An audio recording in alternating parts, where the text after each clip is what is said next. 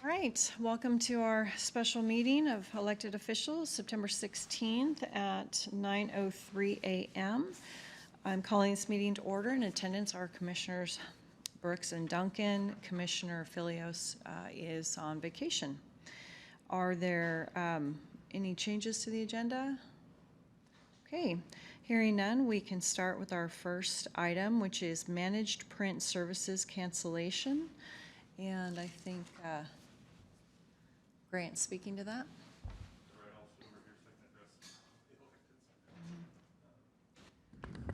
Thank you, commissioners and electeds. What the managed print services is a contract. We're not talking about copiers, the big, multifunction equipment. We're just talking about individual laser jet printers, the things that just print paper. We've been on this for about 6 or 7 years now. Not really much of a difference as far as your budget impact is concerned.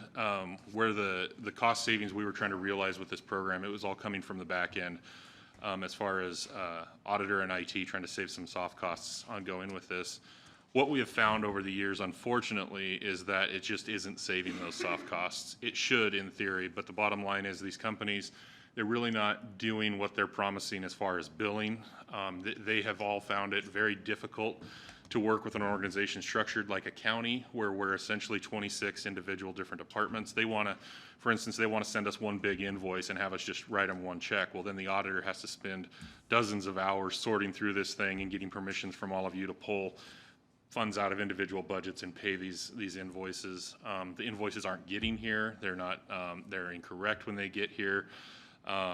We haven't had too many complaints about repairs, but basically, I'm sure a lot of you have heard this from your administrative support staff that they're just sick and tired of having to deal with the billing issues of these companies.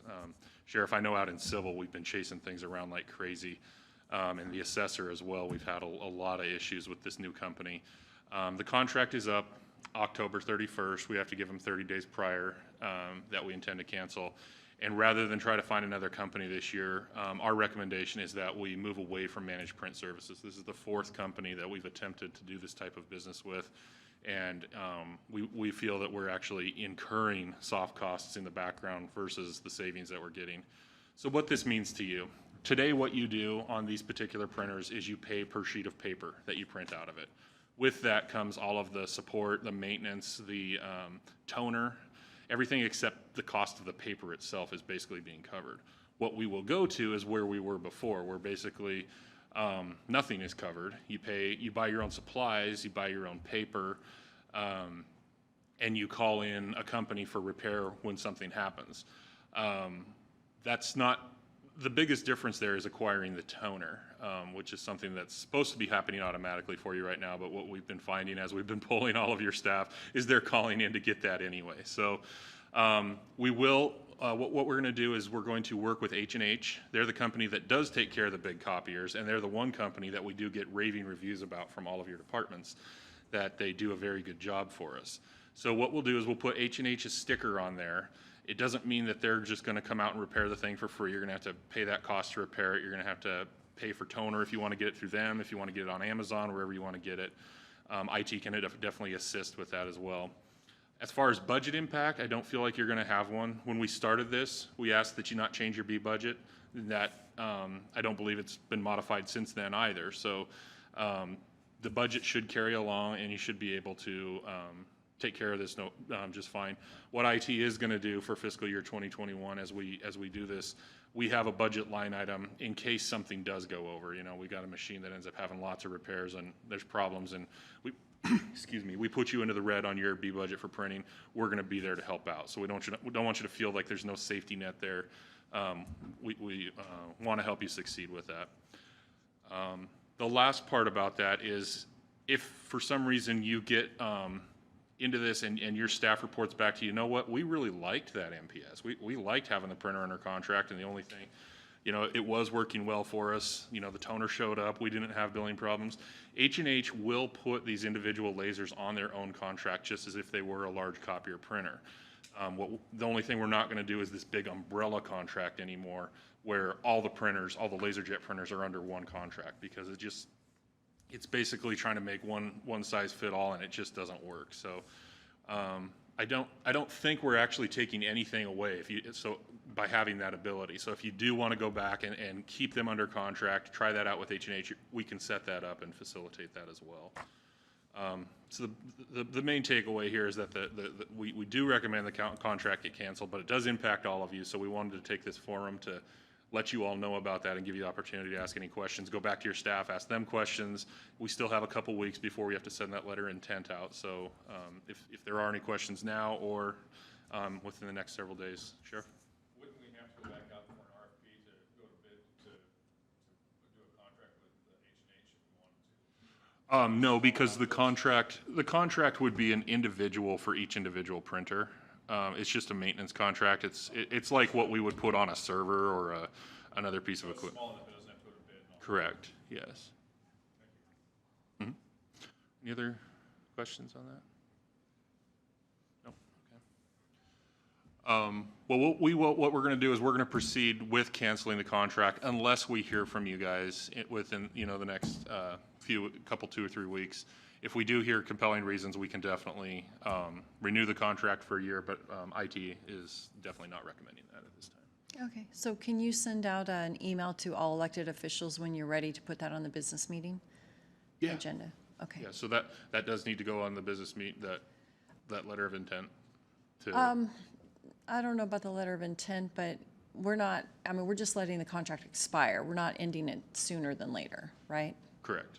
Okay. We're not Then- renewing it. Right, not renewing it. Yeah. So I don't know that it needs to go on. You're just letting us know that you're not using that service anymore, Correct, yeah. so. Assessor.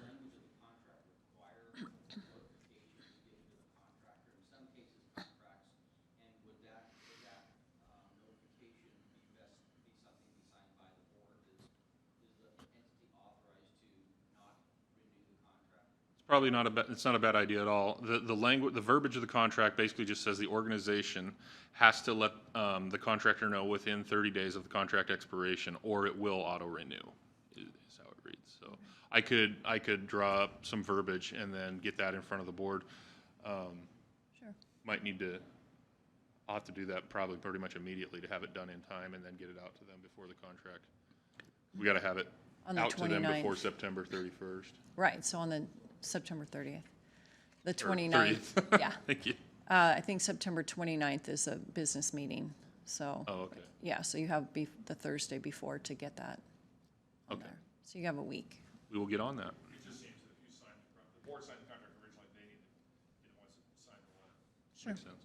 And I've seen in the past contracts have been, it has been successfully argued by vendors to continue the renewal of the contract because you've not met the letter of what the contract said in the manner of providing termination notice.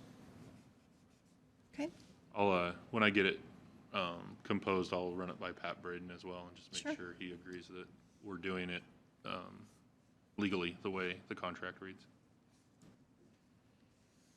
okay. Anything else? Okay. All right, next item, thanks Grant, would be iCrimp changes effective October 1. Let me see. Darren, did you make it on the line?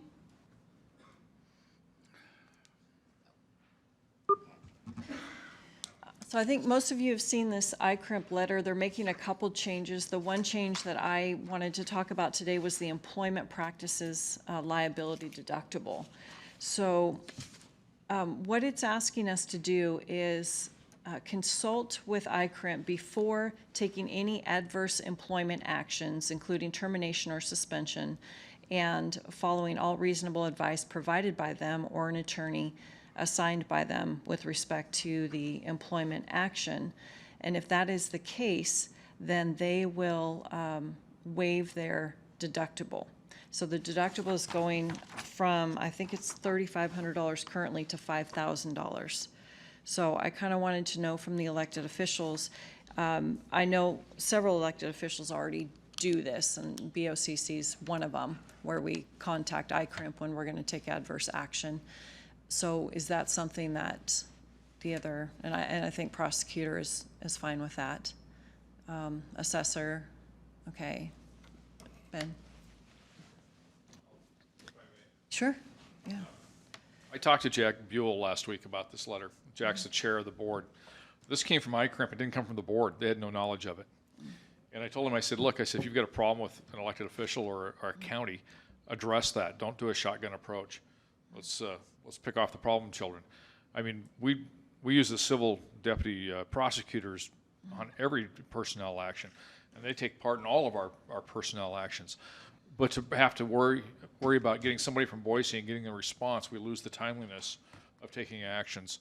And that's not appropriate for the employee, nor is it for the employer. So I have a real problem with having to worry about trying to find somebody at ICRIMP to review our file, and then sending the whole file down to them so they can review it in what kind of time frame. I mean, we do pretty intensive investigations when we do take adverse actions. And Darren or Dave or somebody else from the civil side certainly is always there to help us as we go through all that. So I have concerns about this and how it is going to impact the way we do it. And commonly, if there is one of those that's questionable, the local attorneys do call ICRIMP and do call their attorneys and ask their advice.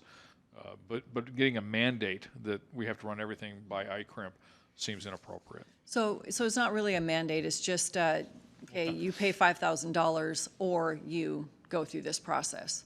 So, Seems like a mandate to me. It's a $5,000 mandate. sure. And there's two musts in there, so that to me is a Right. mandate. Right. That's the way I read the letter. So, Sure. thank you. Okay. Steve, any thoughts? Okay. All right. HR, I'd like to hear from Sylvia if she has any thoughts on this.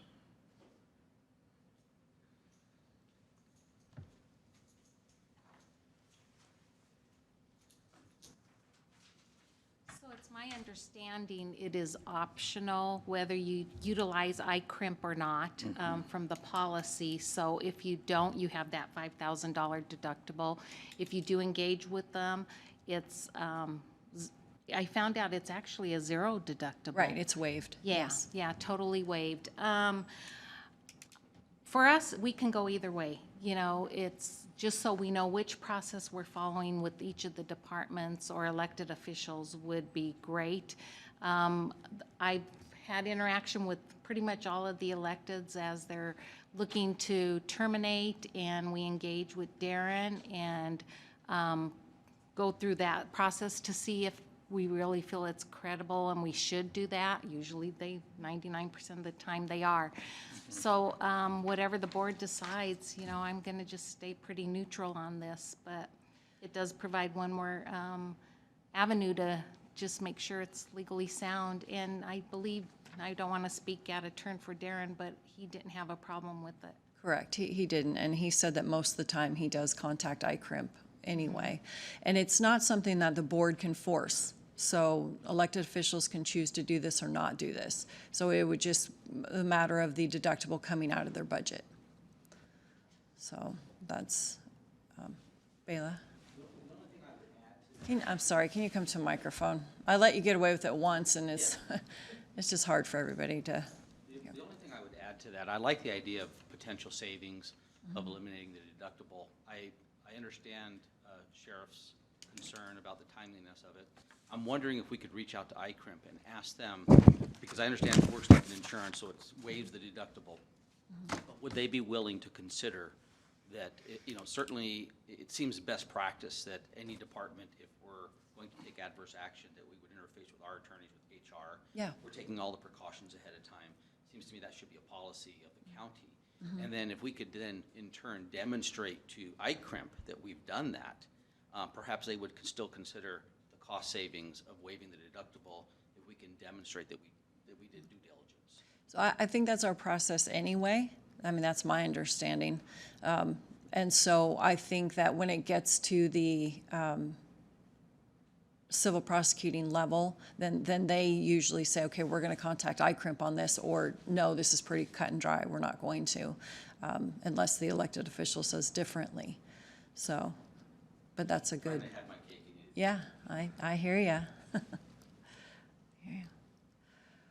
Okay, anything else on this?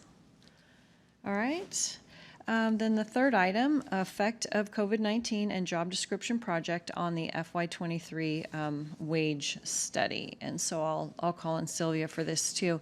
So our policy asks for wage studies every 2 to 3 years, and we just had one last year. So I was looking at, because we don't know where things are going to go with COVID and the long-term effects, I was thinking instead of doing one in March or April, that we wait another year after that. And I think it would actually be October of 21 that you would start the process, Sylvia? Okay. So that's what I was thinking. So I just wanted to have a discussion on that, because it fits within Kootenai County policy, and by then, a whole year from now, we should have a good idea of, I think our wage study numbers will be more accurate. That's, okay. I've never been shy. I'll sit up here and talk. Actually, October is a much better time to start it because all the other local public entities' budgets start in October, and we'll have more accurate wage numbers. So I think waiting till October of 21 makes much better sense than doing it in the spring. Okay. So. Okay. Anybody else? Béla? Steve? Good, okay. Bill? No, I think October sounds like the right time. Okay, We rush into it and we could get some faulty data. okay. Excellent. All right, public comment? Sylvia?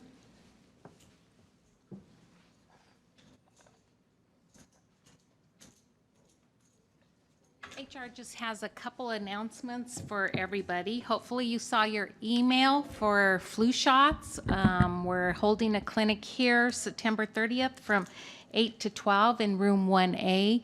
We will not be conducting a full benefit fair because of COVID. We didn't want to fill this room up with a bunch of people, so no benefit fair, but flu shots. And then open enrollment begins for January 21 benefits. The open enrollment begins October 1st through October 18th. And thank you to the Board of County Commissioners for absorbing the cost of the increase to the insurance of that 4%. It was nice, kudos for the employees not to have a impact on their paycheck to the premiums there. So be looking for emails. HR will start sending those out probably this week for open enrollment. Okay, great. Thank you. All right, with no other comment, this meeting is adjourned, 9:21.